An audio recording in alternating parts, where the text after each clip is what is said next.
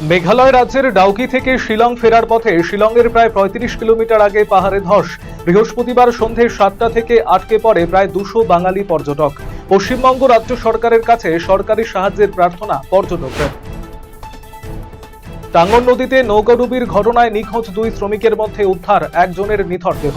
শুক্রবার ভোরে উদ্ধার হয় ওই শ্রমিকের নিথর দেহ।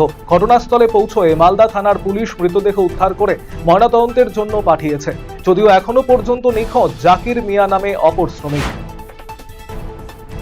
রায়গঞ্জের বুকে পালিত হল প্রয়াত শিক্ষক রাজকুমার রায়ের নবম প্রয়াণ দিবস। এদিন শহরের ঘড়িমোড়ে রবীন্দ্র মূর্তির পাদদেশে জমায়েত হন রাজকুমার রায় হত্যার বিচার চাই মঞ্চের প্রতিনিধি এবং সমর্থকেরা। সেখানে রাজকুমার রায়ের প্রতিকৃতিতে মাল্যদান এবং শ্রদ্ধা নিবেদন করেন উপস্থিত সকলে।